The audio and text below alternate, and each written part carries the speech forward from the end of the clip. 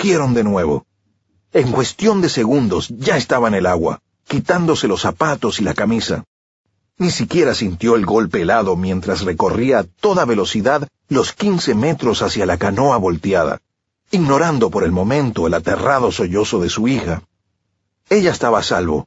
Su mayor interés era Josh.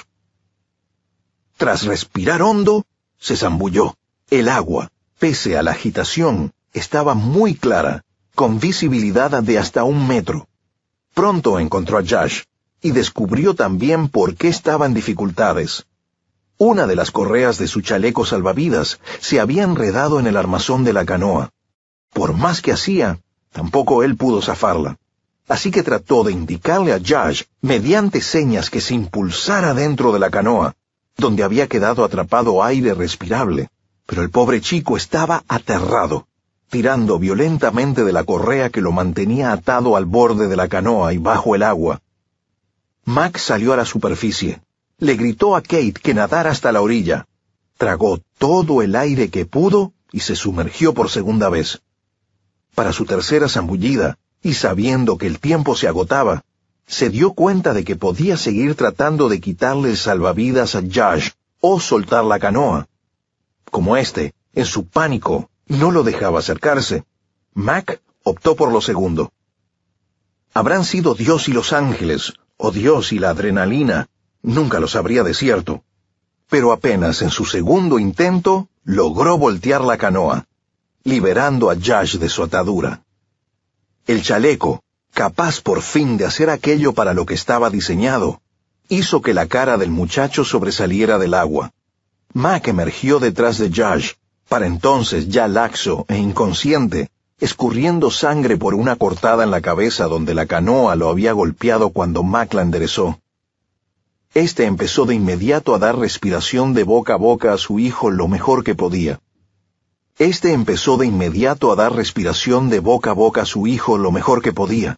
Mientras los demás, habiendo oído la conmoción, llegaban para jalarlos a lo bajo a él y la canoa, a la que el chaleco seguía prendido.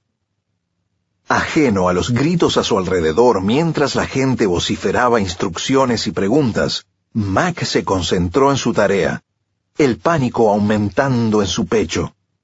Justo cuando sus pies tocaron tierra firme, Josh empezó a toser y a vomitar agua y desayuno. Un gran aplauso hizo erupción entre los ahí congregados, pero a Mac no le importó. Abrumado por el alivio y el susto de haber escapado por un pelo, se soltó a llorar. Y al instante Kate sollozaba colgada del cuello de su padre, y todos reían y lloraban y se abrazaban. Llegaron a la orilla como pudieron. Entre los atraídos a la escena por el pánico y el ruido, estaban Jesse Madison y Emile Doucet. En medio de la confusión de las muestras de júbilo y alivio, Mac oía a Emile murmurar una y otra vez, como en la repetitiva cantilena de un rosario: «Cuánto lo siento, cuánto lo siento, cuánto lo siento». La canoa era suya. Habrían podido ser sus hijas. Mac dio con él, envolvió entre sus brazos al joven y, enfático, le dijo al oído: «Basta ya. No fue culpa tuya. Y todos estamos bien».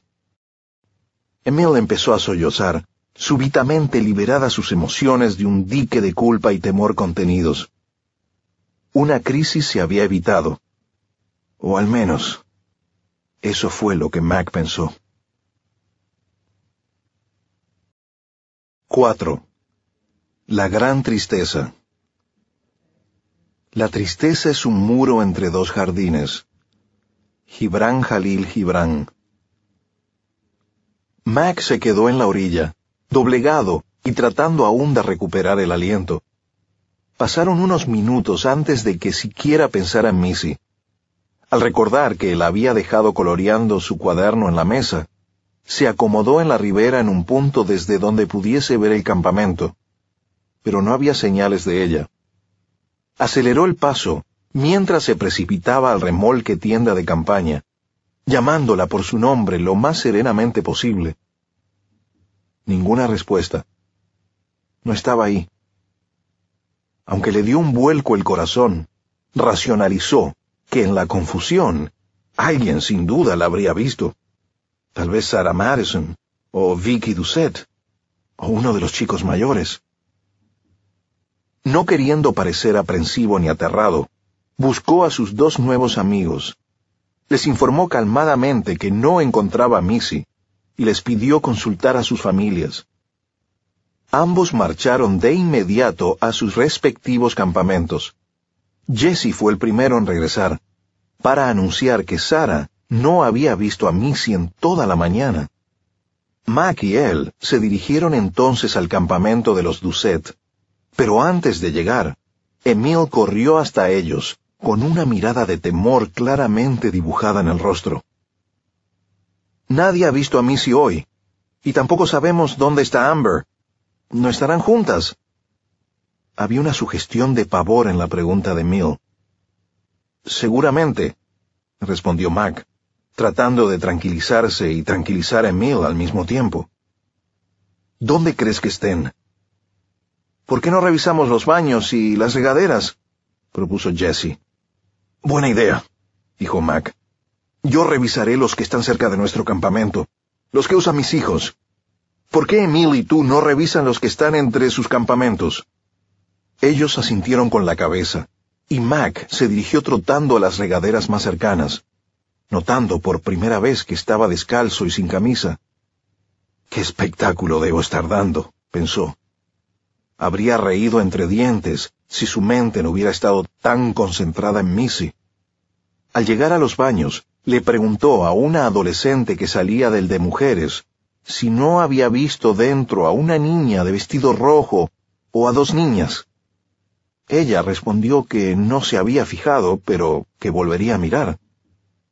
Menos de un minuto después, ya estaba de vuelta, sacudiendo la cabeza. «Gracias, de todas maneras», le dijo Mac, y se encaminó a la parte trasera del edificio, donde estaban las regaderas. Mientras daba vuelta a la esquina, empezó a llamar a Missy en voz alta. Oyó correr agua, pero nadie respondió. Preguntándose si Missy no estaría en una de las regaderas, empezó a golpear cada puerta hasta obtener respuesta. Pero lo único que logró fue darle un terrible susto a una pobre anciana cuando, al tocar a su puerta, la abrió accidentalmente.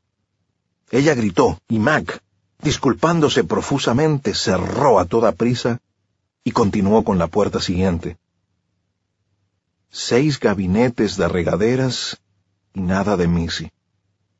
Revisó los baños y regaderas de hombres, tratando de no pensar en por qué tendría que molestarse en buscar ahí. Pero ella no estaba en ninguna parte, así que regresó corriendo al campamento de Emile, incapaz de rezar nada excepto, «Oh Dios, ayúdame a encontrarla. Oh Dios, por favor, ayúdame a encontrarla». Cuando Vicky lo vio, salió corriendo a su encuentro. Ella había intentado no llorar, pero no pudo evitarlo cuando se abrazaron. De pronto, Mac deseó desesperadamente que Nan estuviera ahí. Ella habría sabido qué hacer, o al menos qué se debía hacer. Se sentía muy solo. «Sarah llevó a Josh y Kate a tu campamento, así que no te preocupes por ellos», le dijo Vicky entre sollozos. «Oh Dios», pensó Mac, habiéndose olvidado por completo de los otros dos. «¿Qué clase de padre soy?». Aunque le tranquilizó saber que Sarah estaba con ellos, en ese momento deseó más intensamente aún que Nan estuviera ahí. Justo entonces, Emile y Jesse irrumpieron en el campamento. Emile aparentemente aliviado y Jesse tenso como un resorte. «¡Ya la encontramos!», exclamó Emile, radiante, aunque se puso serio al darse cuenta de lo que había insinuado. Ya encontramos a Amber. Regresaba de darse un baño en otro sitio que aún tenía agua caliente. Dijo que le había avisado a su mamá, pero que tal vez Vicky no la oyó». Su voz se apagó. «Pero no encontramos a Missy», añadió Jesse enseguida, respondiendo la pregunta más importante. «Tampoco Amber la ha visto hoy». Emile, ya todo agitación, asumió el mando. Mac, tenemos que hablar de inmediato con las autoridades del campamento y correr la voz para que busquen a Missy.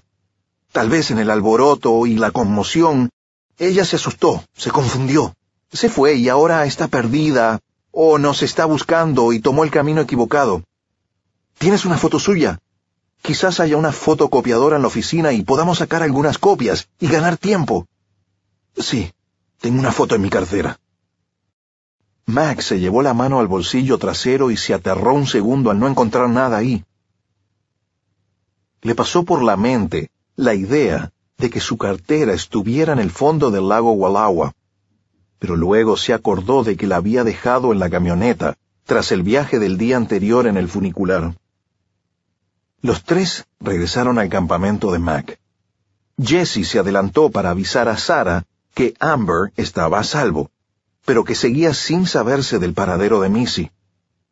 Al llegar al campamento, Mac abrazó y reanimó a Josh y Kate lo más que pudo, tratando de parecer tranquilo, por su bien. Cambió su ropa húmeda por una camiseta, jeans, calcetines secos y limpios, y un par de tenis. Sarah le ofreció hacerse cargo junto con Vicky de sus 2 hijos mayores, y murmuró que estaba pidiendo por Missy y él. Mac la abrazó, y le dio las gracias, y tras besar a sus hijos, se sumó a sus 2 amigos.